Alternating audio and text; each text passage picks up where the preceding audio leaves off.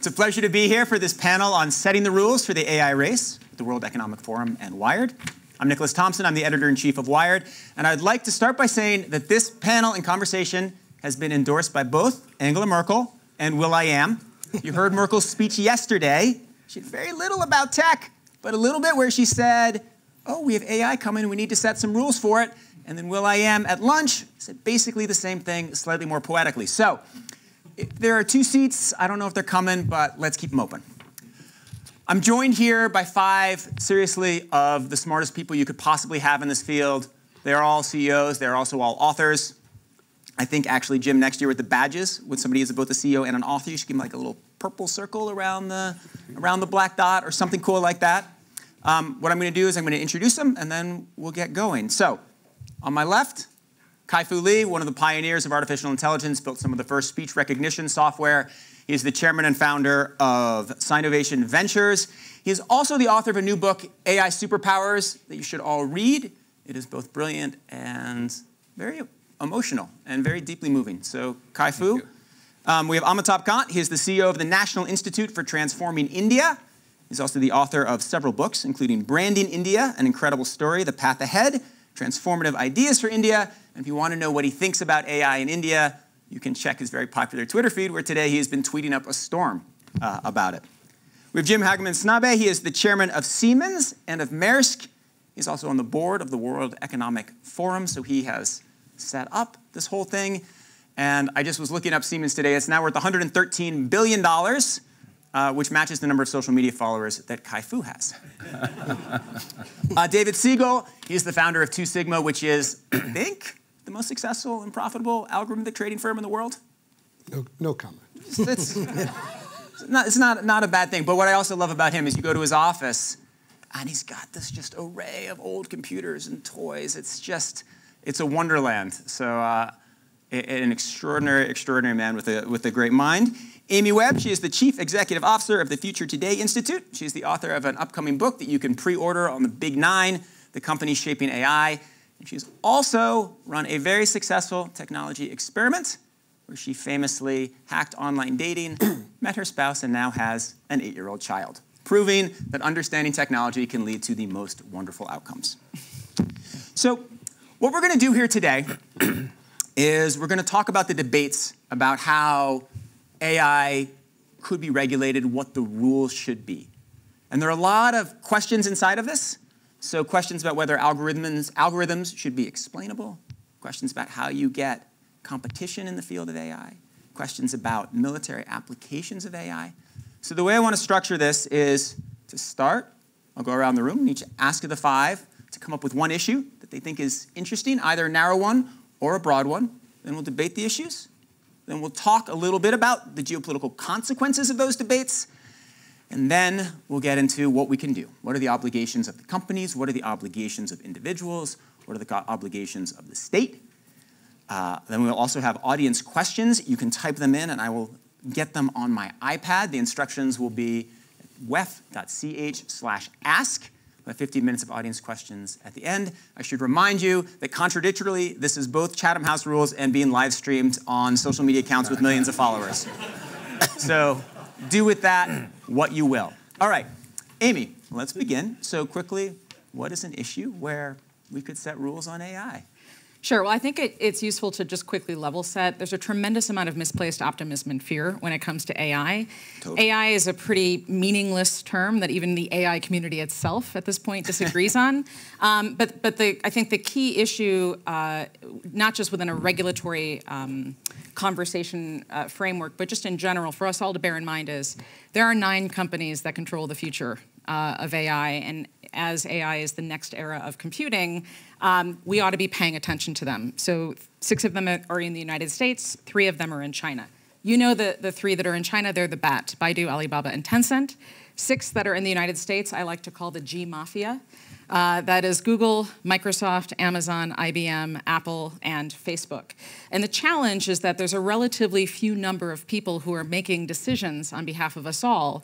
And it's not just software at this point. They are building the frameworks, they are building custom silicon, and every single company has to align themselves with one of these big 9, and every single consumer at some point is touching one of those companies, the G Mafia are publicly traded companies. And they are, as a result of that, very much beholden to Wall Street. In the United States, we have no regulations. So there's an antagonistic relationship between DC and the Valley. And in China, though Baidu, Alibaba, and Tencent are also independent companies, it's China. So they are tethered to the wills of Beijing. And this sets, I think, humanity and democracy as we know it up for some challenges in the years to come. I should note that all of the members of that mafia are right now in the Strategic Partners Lounge right there. I think Amy will probably need someone else to badge her in. David.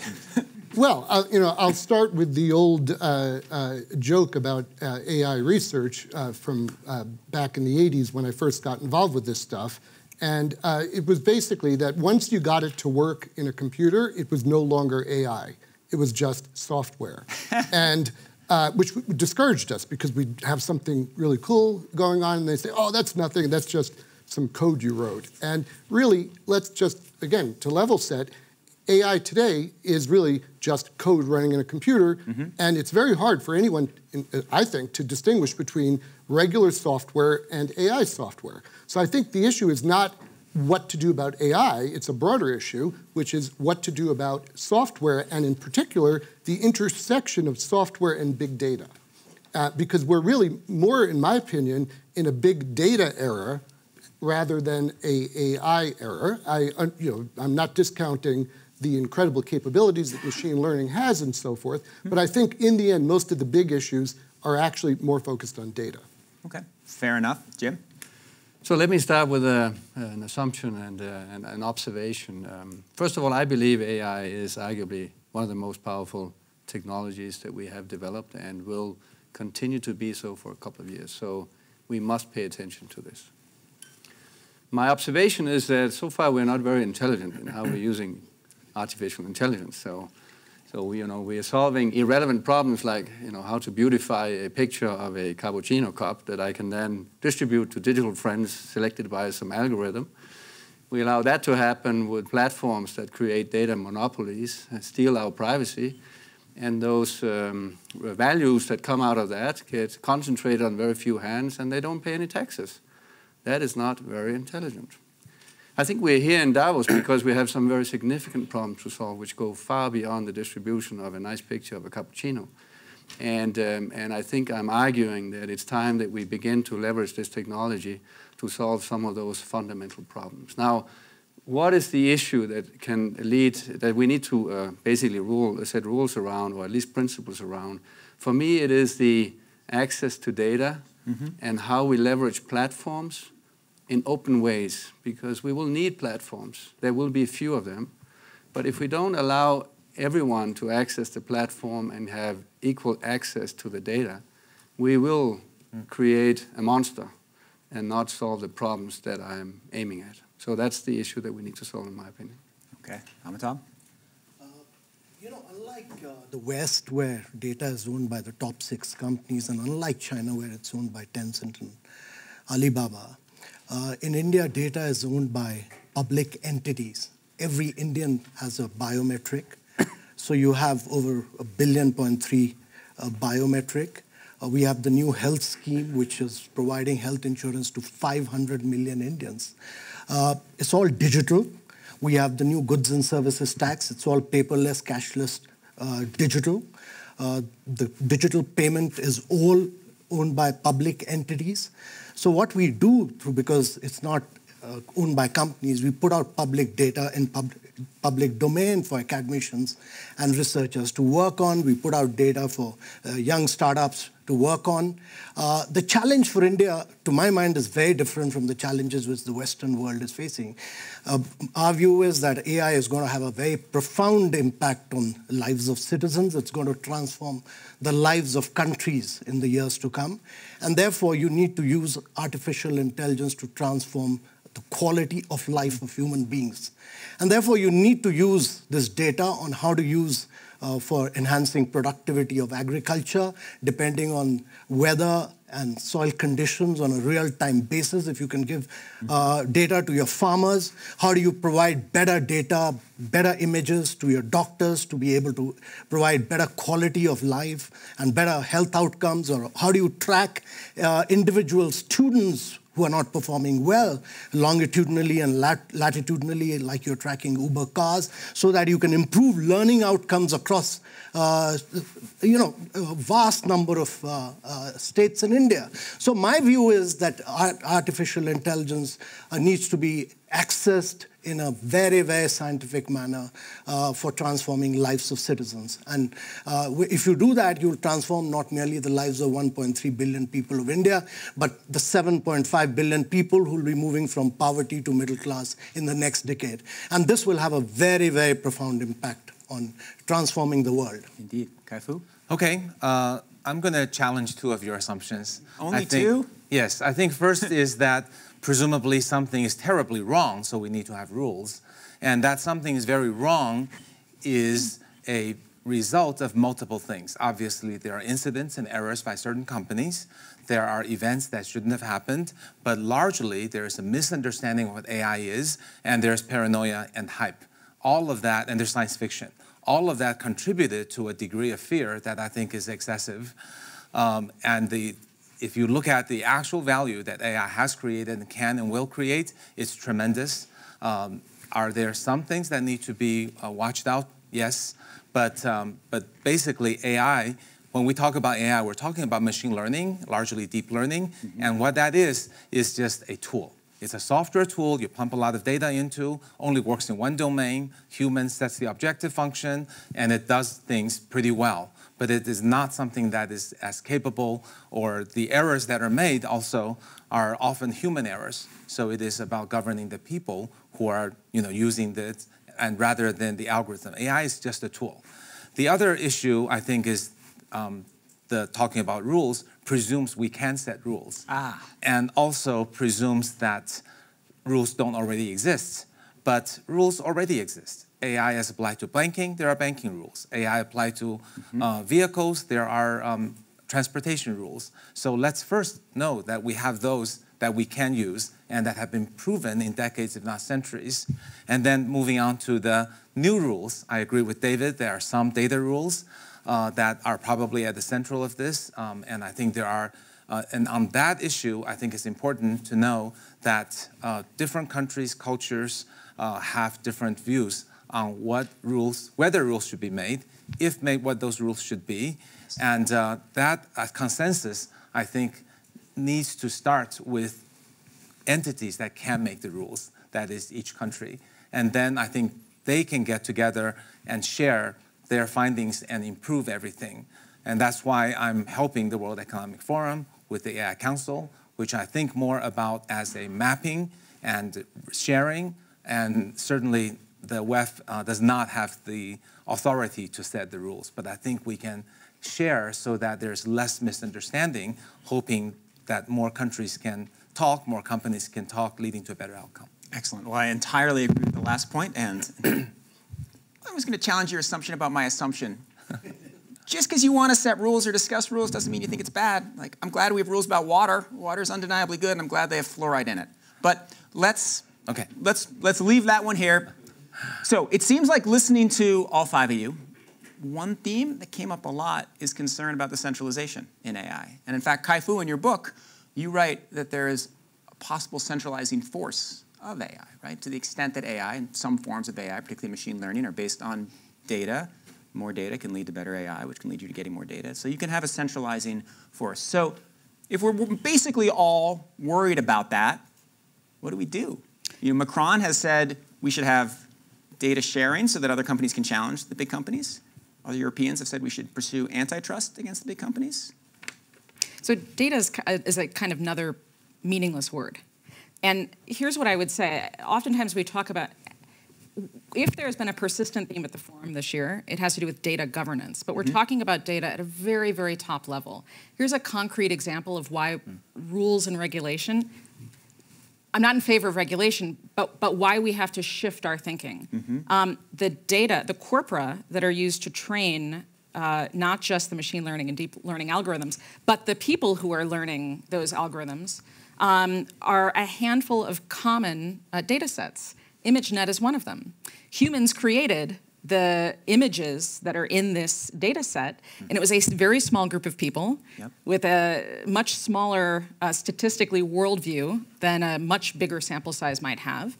And that image set itself is riddled with bias and is not representative of the whole. And newer corpora that are used are being pulled from Wikipedia. Why? Because Wikipedia is pre-structured data and you don't have to clean it. Nobody in this room may care about all the weeds of the data pieces, but here's why it matters. It matters because these are the systems that on a very finite, minute level are being trained to make teeny tiny decisions that govern your everyday lives. Everybody is looking for some big event horizon where the AI takes over and things go horribly wrong. We are already living with systems that make these decisions on our behalf. I drive a car. When I back that car up into my garage, it automatically turns the stereo down because it senses objects around me. But I've never been in a car accident. I've never hit my garage backing in, but I no longer have any decision-making authority when I'm backing up my car, and that is because AI is not about finding a single solution. It is about optimization, and that is why we have to think about some kind of framework, because if we allow it to just be governments to make these decisions on our behalves, our governments are also optimizing. And the end result of that is in a sort of, it's an amalgam where honestly nobody wins and all of us lose bit by bit. It's like being covered, it's like getting a handful of paper cuts that over time, your whole body winds up in paper cuts and we're still alive, but we're living much different lives than we did before. David? I would say, in part answer to your question, and to broaden it just a bit, we should, before we start thinking about new rules, and to Kai-Fu's point, we should start to really look at whether or not we're using the old rules properly. You don't want to pile rules upon rules upon rules. So, for example, if we're worried that monopolies are going to form, well, we've dealt with that in the past, and we should just, continue to think about monopolies the way we always have.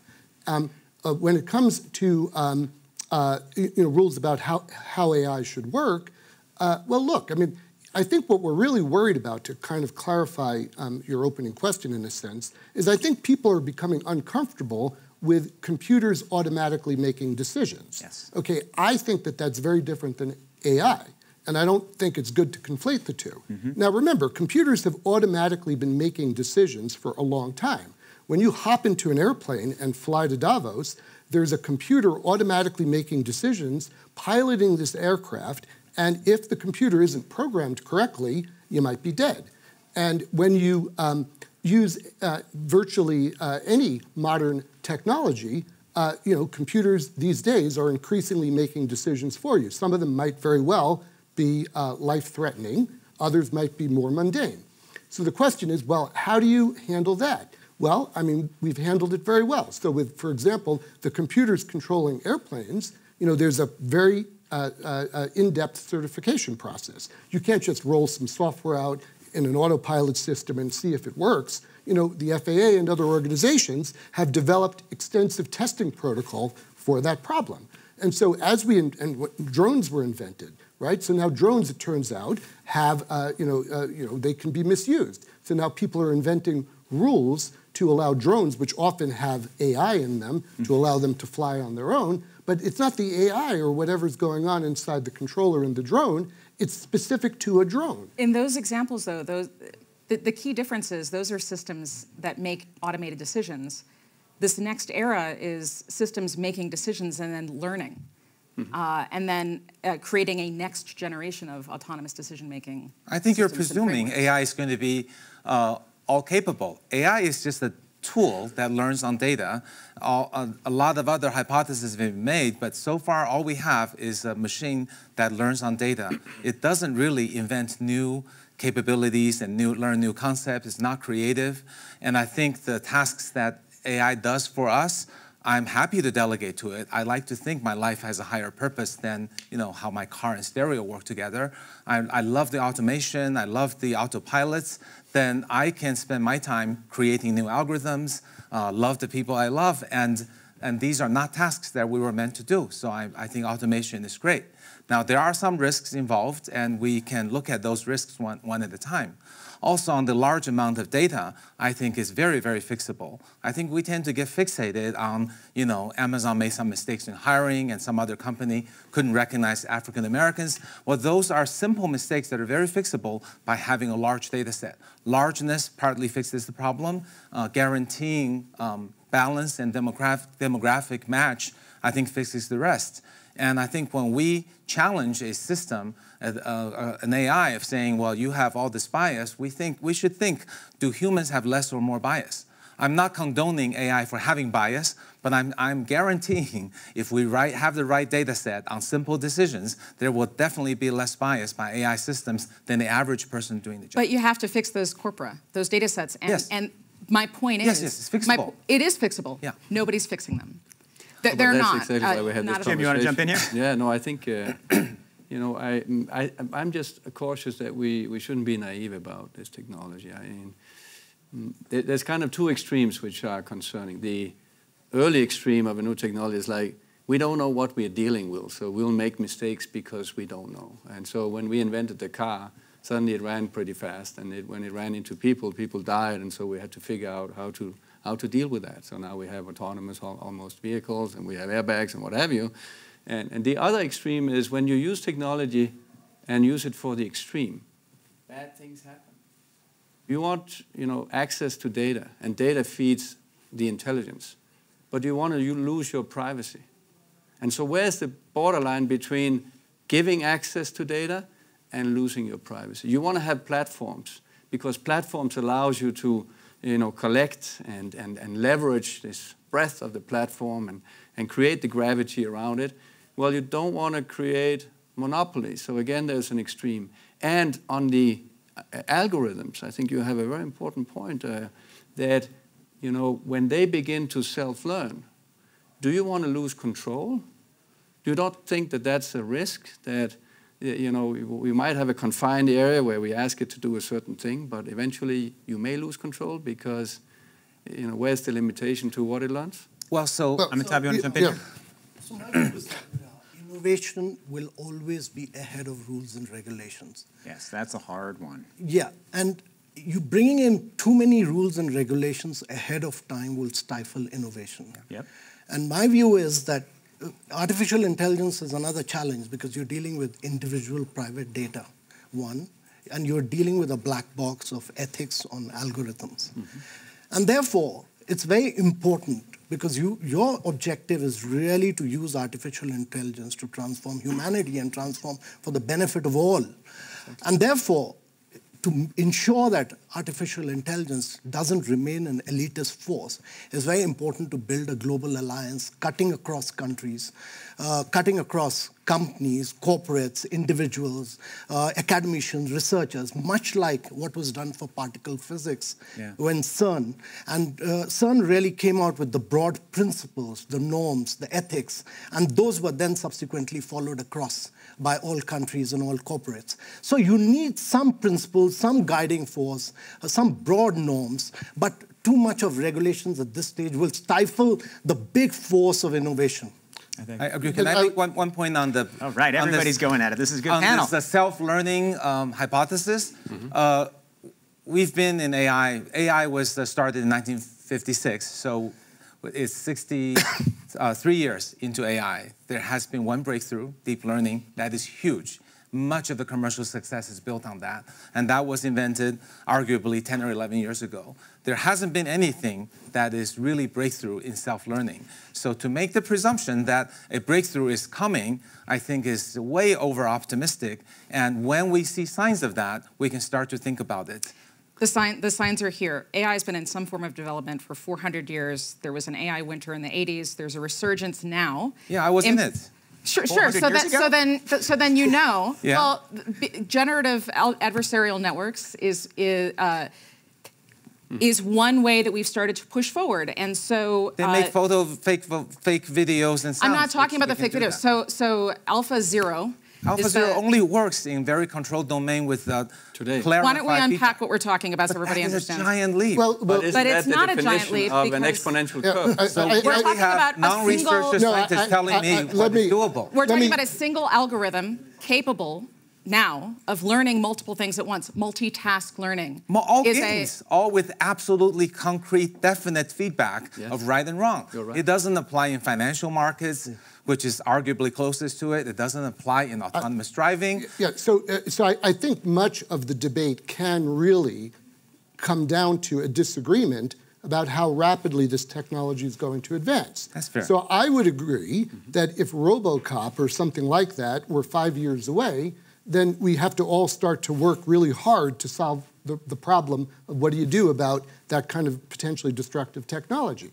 But I'm with you, which is I think that the advances will be substantially slower than most people think. That doesn't mean that we won't be able to make medical breakthroughs with machine learning and maybe partially solve the self-driving car problem with machine learning and so on. There will be plenty of great cure disease. It's all going to be good, but we're not going to get to, in my opinion, probably in our lifetimes, to this sort of diabolical state where the machines are taking over. I don't think it will happen. I don't want to spend too much time debating how fast this is going to go, because that's an awesome debate, but we'll take all our time. Let me go to one specific question where I think we might have a difference of opinion. So one thing that artificial intelligence is really good at is image recognition, right? We all agree on that. One thing that image recognition is really useful for is drone warfare. So a drone can identify a person, can see who they is. So there is the ethical question of whether a drone with highly powerful artificial intelligence, manned entirely as a machine without a human, should be able to make a kill decision. Should be able to fire a missile at someone it identifies as someone who's on a kill list. Various people, Ash Carter has said, no, we would never do that in the United States military. Macron has said, no, we would never do that in the French military. They've made very specific statements about that. But it sounds like maybe the two of you think that. Well, look, I mean, there's an ethical question as to whether or not we should use drones to assassinate people. But should there be a human in the loop? Should there be a human in the loop? There is yes. Yes, that's why I'm saying we can't lose control. Well, there are humans in the loop. Okay, if the human so yes, will write. No? Yeah, no, there should be humans in the loop too. But all of the examples humans are writing the software. They don't have to push the button. Yeah. So we can want humans in the loop. There's also something called guardian algorithms. And one of the things, we keep getting stuck on immediate practical applications. I'm a quantitative futurist. My job is to model, using data, model the future. So while I'm fascinated by the practical applications and I understand that there's a business incentive, I'm thinking much farther down the road. And so one of the challenges is we can want humans to be in the loop all we want. In order for the advancements to be made to get to those practical applications, uncertainty is key, and we need to start systems to start behaving in unpredictable ways. Once we have systems behaving in unpredictable ways, we're not entirely sure, where things might go next. And we can want to keep a human in the loop, but the reality is we're already designing systems that are predicated on creating and maintaining unpredictability so that we can learn from the results of that. But back to the drone question specifically. So just to clarify your question, who is picking the target? So is the target identified by some human, and then the drone system is going to figure out who that person? So it depends, okay? Now remember, but I just want to be clear to everyone that I think that there are ethical issues of using drones this way, period. But I don't think it's a question of what is the software doing. I think it's a bigger question about should drones be used this way, period. Yeah, I don't think we disagree on the issue. We obviously don't want that to happen. And I would think it's controlled by more laws that manage weapons and assassination. Okay, so let's flip it, though. Let's flip it. If we're all agreeing you need a human in the loop for a kill decision. Oh, I'm not sure I do. No, I don't either. I'm not sure. No. Because if all the governments can agree to have human in the loop, but what about non-state actors? What about terrorists? How do you control that? Yeah. Well, we can't, so. Well, and what if I can prove to you that drones will be more reliable? Let's just assume that we all agree drones are okay to assassinate people. Yep. So I don't agree with that. But what if I could prove to you through scientific testing that by using machine learning and some software I developed, that it was much less likely that let's call it the AI-based system would make a mistake, kill innocent people. What it was then? Which one would you pick? That makes it even more complicated. And you can flip it around and say, what if it's for missile defense? Right? What if the AI will definitely be better and can be for missile defense and save lives as opposed to killing people? You have a very different moral question. But it does seem like we disagree slightly on this in interesting ways. So I'm going to go back to something that Amitabh said, because I think this is one of the key things in this conversation, which is about data sharing and cooperation. So let's talk about, we also seem to all agree that there can be ways that data should be shared, data sets could be opened up. How could this work across companies, across countries? What is the role of government? Well, I think data sets work best when it's built in closed loop. I'm just stating a technical issue. So just getting a lot of faces and speech isn't going to push you way ahead of the others. The reason the Amazon data, the Facebook data is so powerful is that it's taken in context and used in context for business. So that's kind of one thing we need to be aware of. That's these 9 companies' advantage in business. But having said that, I think sharing data in a way that doesn't affect privacy is a great thing, because if we want these 9 companies not to dominate, we want to give the smaller entrepreneurs, the universities, a chance. So collecting greater data sets, following some rules that we don't hurt people's privacy, I think will advance research, and that would be a good thing. And how do we do it? I think that's a very important point, and I think that's one which is the positive conversation here rather than the killing of people there. So it is a fact that we are collecting data today, and I totally agree with you. Once it's in context, the data gets so much more valuable. At Siemens, we took the data scientists and put them in the factory where we actually design and build the trains. And because they sat next to the people who actually design and build the trains, the speed in which we understood the data was dramatically improved. It became much more relevant. And today we can predict, with 98% likelihood, 10 days before a door jams, that it's going to jam, because the engineer was part of the equation. So I totally agree with that. The point I'm making is that if we want to accelerate innovation, we argue that AI can solve many of the problems of this world, sustainable energy, water, what have you. Most of the SDGs have a technical solution where AI plays a role in there. Then we want to accelerate innovation to solve those problems, improve humanity. Then we got to share the data. So at Siemens, we collect more data on physical things than most companies. I'm sure Google would give an arm and a leg to get to our data. But I would like to share it with everyone and not monopolize it, because if I do that, then more companies can build on top of my data and better my solutions. Is there any data that you wouldn't want to share? Well, there's a privacy issue. So I do want to make sure that if I share the data, I don't create a privacy issue.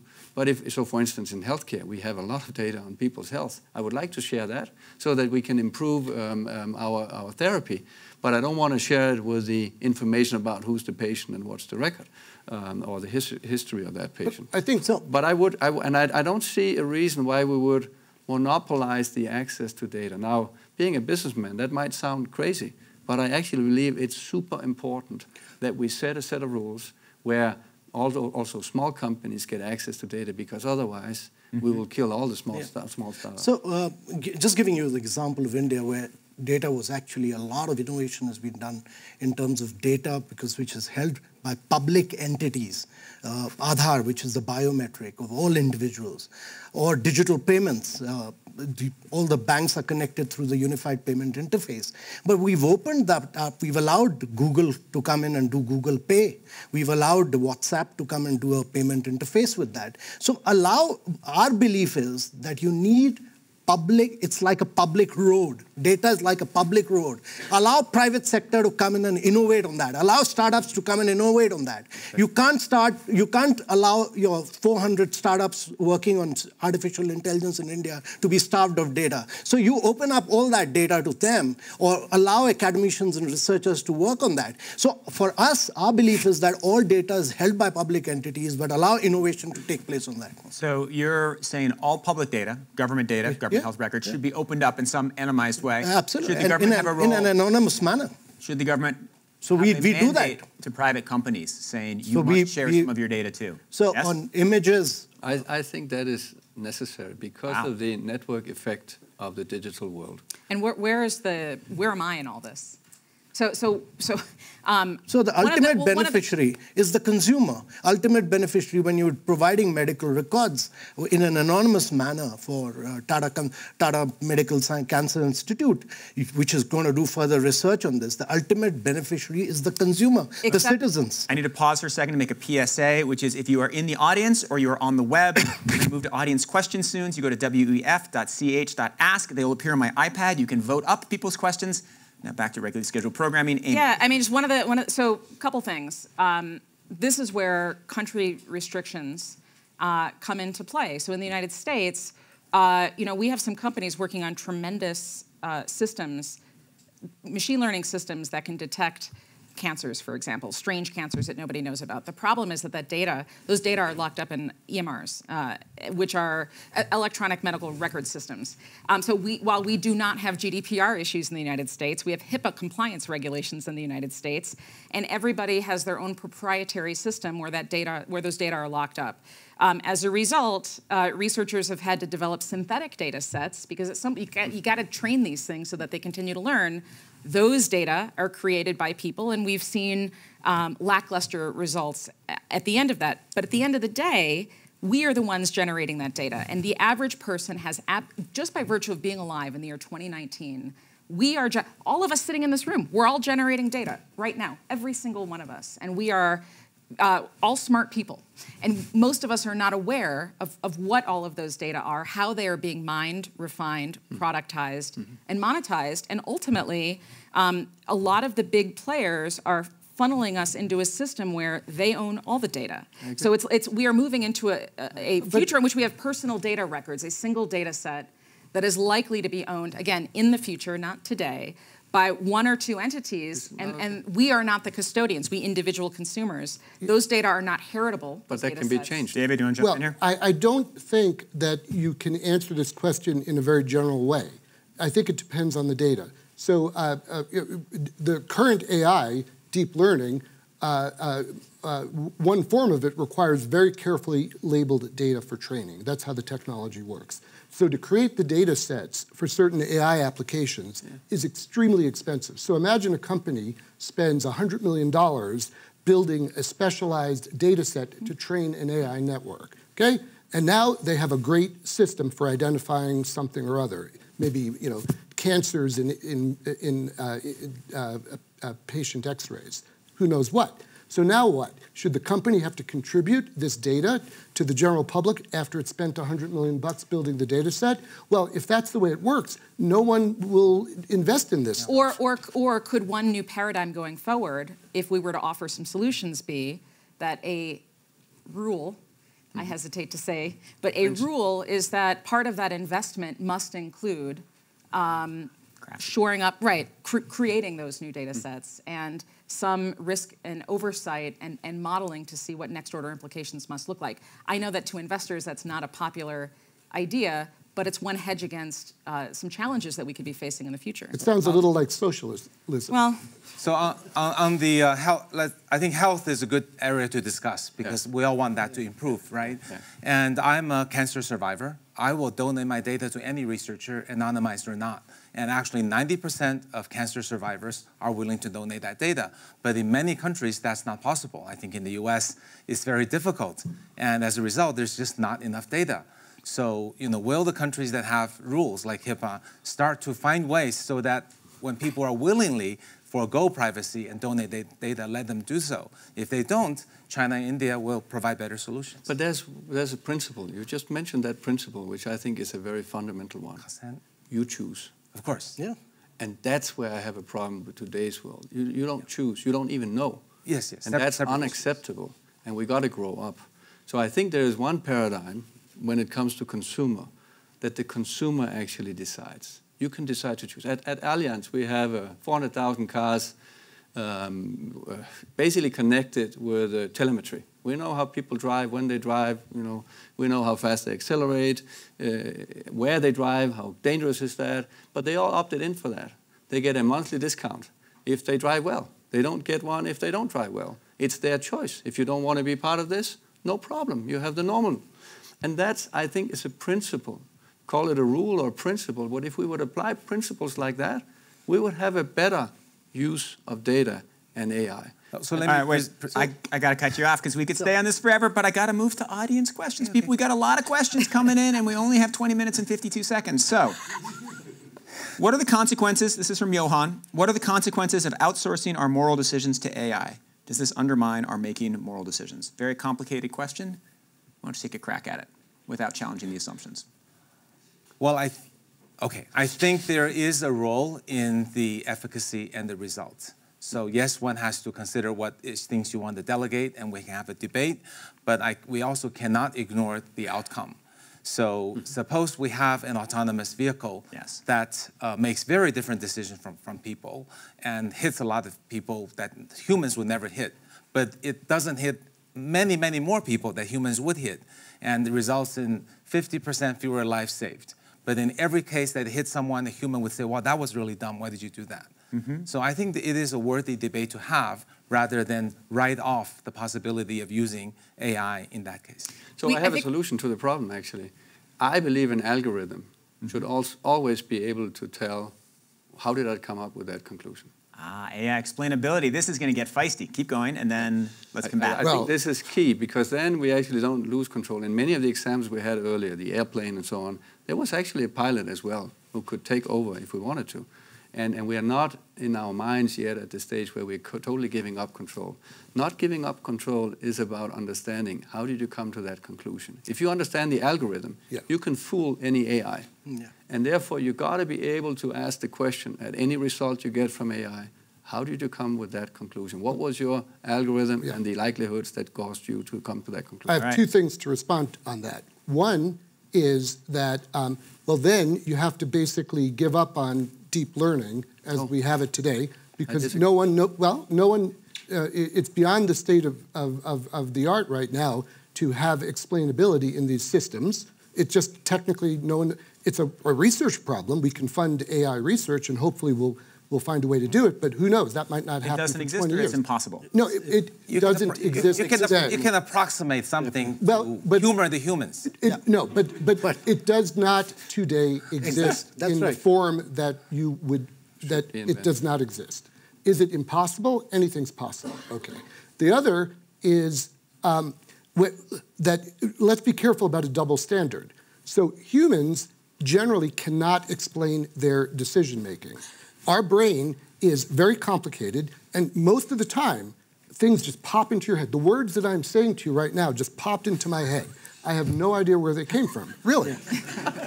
This is the miracle of the human mind. It's amazingly sophisticated. And so now, of course, I can overfit the day. So after I make a decision, I can tell you why I made the decision, but that's just, some kind of rationalization.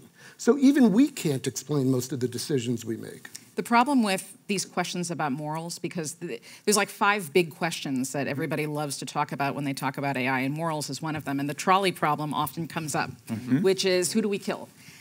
The problem is that you have to, we cannot, if you want to come to some kind of concrete plan for the future, we have to unpack these questions and get to a much more granular level of conversation. And to the question about morals, I'm an American. I lived in Japan for many, many years. I lived in China for a while. And I can tell you that you get a group of computer scientists from those 3 countries together, I can guarantee you everybody's going to say in the trolley problem situation, let's figure out a way not to kill people. However, when we're talking about optimization, what one, and I, you can't generalize. So here's a really quick one. I had a very, very close friend in Japan come up to me one day and she said to me, "You look like you gained some weight. And how much do you weigh?" And I was like, "What are you talking about?" And the reason she was asking me was not to chide me. It was a sign of affection. This was her showing me how much she cared about me. She was concerned that I was sick. If you did that, you can't even ask a woman in the United States if she's pregnant, right? These seem like sort of meaningless conversations to be having, but those kinds of questions are the questions. You have to get down to that level of detail when we're talking about autonomous decision-making and morals. And the problem is There's a ton. I mean, there's a ton to be thinking about. And it's an important conversation to have, but we've got to get to some means of granularity when we have those conversations. But should there be a principle that we should at least try to think through how to make algorithms, to make whoever created the algorithm be able to explain what it did, or the algorithm itself explain why it made a decision? So should we try to do that, or should we not try that? We should try. We should try, for sure. We should definitely try. We should try, but you think it's Hard. It'll be difficult. There's also an IP, but there's an IP argument. This is not something that people on the investment side, this is not a conversation they like to have. Oh, right? I've heard. But I would argue that there's a tangible value for value investors, for people on the investment side. There is a way to make, there could theoretically be, in the future, be a way to pursue explainability without bleeding IP. Let me ask another audience question which follows exactly on that. Who gets to judge the robustness of explainability? The courts? That's a good one. Well, if we think explainability is hard, I think let's try to do something first before we know. Well, to judge it for what? So in a liability case, so again, I try to look at existing laws, existing rules and regulations. So you have to consider normal product liability law. If a product is malfunctioning, how would that be handled today? So if you buy a car today and your cruise control fails and you go ramming into a vehicle in front of you, how is that handled? And so I don't. So you have sectoral rules and regulations existing already in different countries, and we should allow them to play around. And I don't think you need to have, at this point of time, universal norms and rules and regulations. Allow the sector to evolve, to grow. This is the 30, sorry. I think it's fair to, I think the first step is to make sure, have a way of examining there's not a software error or a machine error. Those things are doable. Yes. But once it gets down to there are no other errors, but they just made that decision, explain it, I think that's a hard problem. All right, I'm going to move to an even easier audience question. I'm directed at you, Kai-Fu. What are the results of algorithmic decision-making for humanity and democracy? So explain, let's leave humanity out, let's settle on democracy. Do you think the world we are heading into in which AI becomes much more powerful, has much greater economic impacts, do you think it makes democracy more likely in the world, or do you think it makes democracy less likely, or is it neutral? I've not thought about the problem. I think one can make a case either way, right? You can argue that because some entity, whether government or company, becomes too powerful, makes democracy more difficult. Yep. You could also argue you have great tools to give people greater access, transparency, and understand how people think, and then people can have better platforms understanding using the AI to have a better democracy. I think it's sort of two little bit distant things.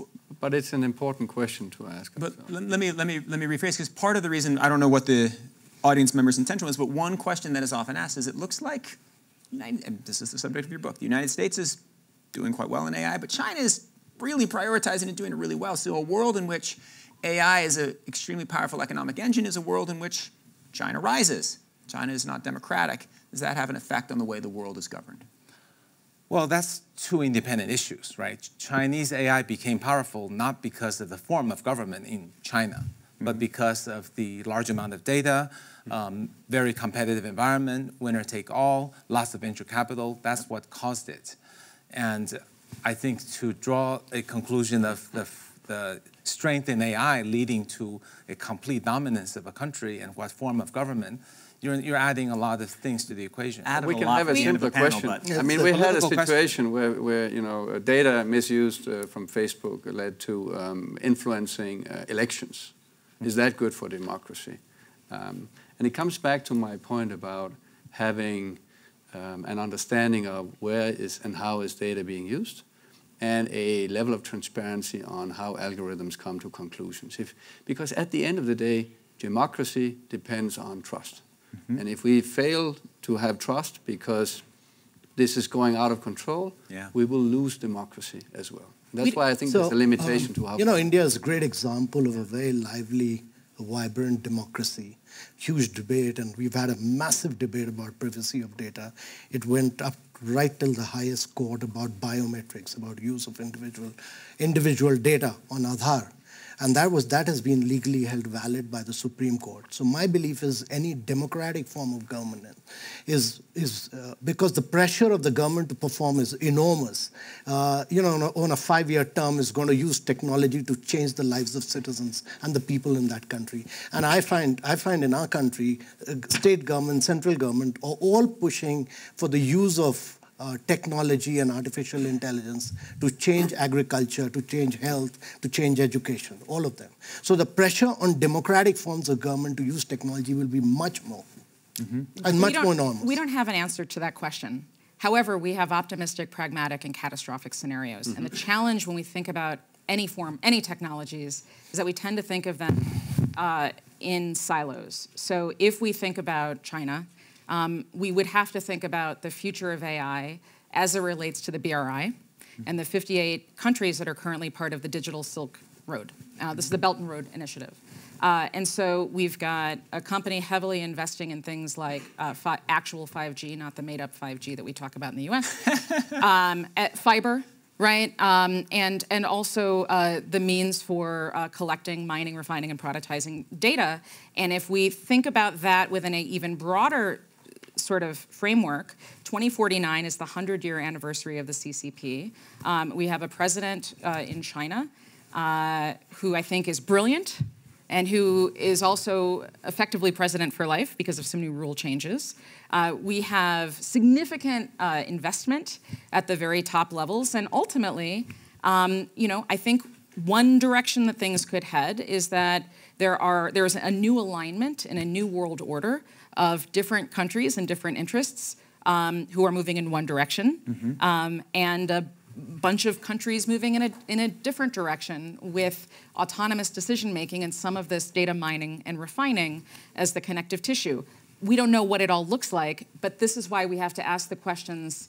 We're not going to have answers right now, but we can model out what could be plausible. I would, real quick, I would worry about democracy. I don't think it's AI that is going to undermine it. I think it's just the internet broadly as it's being used. So, you know, the internet's of course wonderful, and there's no going back. But one thing that the internet did was dramatically lower the cost of communication. So basically, anyone can be a publisher, and you can connect one person to many at virtually no cost through various platforms on the internet. So the internet has just made it easy for you know, all sorts of information, real, in between, and totally made up, to be spread throughout the planet Earth, which is leading to a loss of credibility for the news media, and you know, no one knows what to believe. And this is what's undermining you know, not only democracy, but any system. Jim, let me ask you a question about Europe. So the conversations we've been having about different ways of regulating AI or thinking about AI, the strongest advocates tend to be the European leaders when it comes to arguments about data sharing, when it comes to arguments about explainability, when it comes to arguments about breaking up tech companies.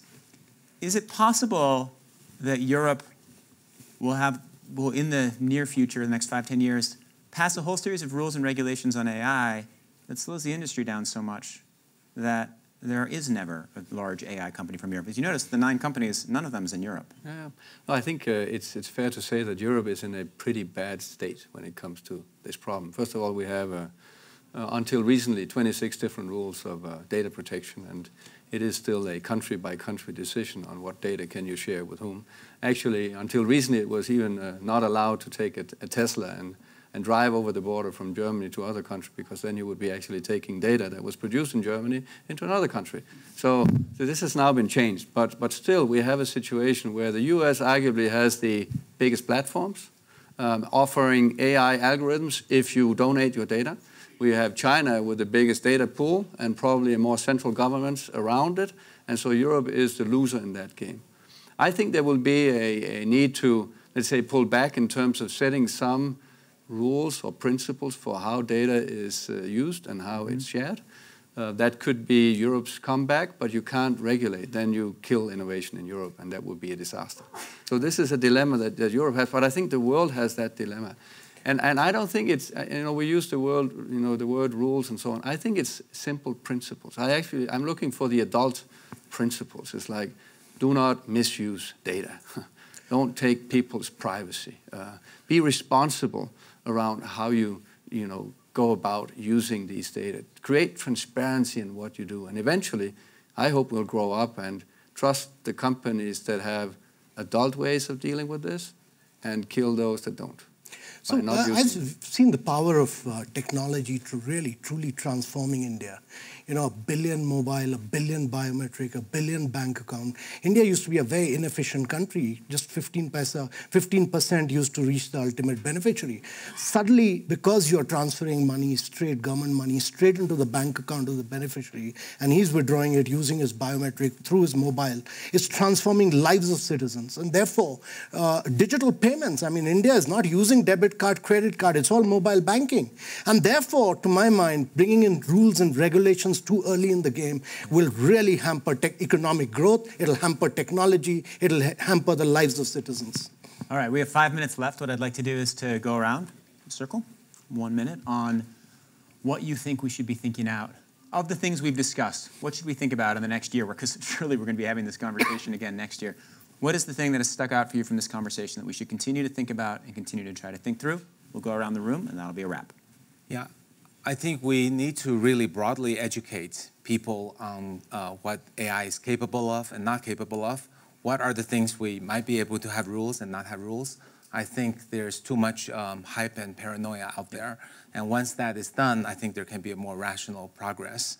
I also think we have to understand and accept that there are different views, not just among us, but among countries, as Amy said, and that trying to find one universal answer isn't the solution, but it's about bringing in new ideas, letting each country and each company try things and share best practices. So in a year, hopefully both at the WEF AI Council as well as in this forum, we'll have some good news and some good practices that people are willing to share. Because ultimately, a company or a country can't be forced to do something. Yeah. It has to see efficacy, benefits, or benign goals in order to self-discipline to do it. Wow, ended on the second. Amitabh. So I think you need a great global alliance, of countries, corporates, academicians, researchers to start debating some of these issues, learning from the best practices. I think it requires a whole, it can't be done on one televised debate and discussion here. It requires a whole lot of debate and discussion on issues of privacy of data, on ethics, on morality, and on technology. And I think learning from best practices of each other will evolve to learn on how to make AI the really, truly transformational force to change the lives of citizens. Marvelous. Jim? So I am truly excited about the technology, and when I'm cautious, it's because I see how far it could go, potentially. I do have a great respect for exponential curves. We tend to overestimate things at the beginning, but then underestimate at the end. We still have a chance to actually get this one right. For me, it's about using the technology right. And that is not what's technically possible. It's what's desirable from a societal point of view. And therefore, my hope is, number one, we start using this technology to solve relevant problems. We talked about healthcare. There are so many other relevant problems to solve. Let's accelerate that. I would say, secondly, we should try and use this technology to enhance human capability, not replace human capability. We haven't even talked about the job implications if we just replace humans instead of enhance humans.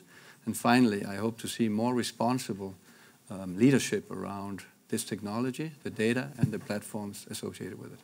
David? I think it will be hard to find agreement on many of the topics that we talked about, but one I think that we should be able to agree on is healthcare, saving lives, curing diseases. So I think that the world should get together and just decide that this is a terrific application for machine learning and establish rules where every country agrees to contribute their health data to a global repository that AI researchers can openly use. And this would be motivating to the world, and this is something that machine learning technology, I'm convinced, is very applicable toward. And so we should just together form an alliance globally and get the job done, save millions of lives. We can do this in a decade. All of my colleagues on the panel you've now heard them say that a lot of the practical applications are still a ways off, and that is absolutely true. This AI may be here in some form, but this is like a multi-decade journey. The challenge is that we whether you're in the government, or you're a startup, or you're an investor, or you're a large company. We can't continue to put these conversations off. And you've heard of lively debate.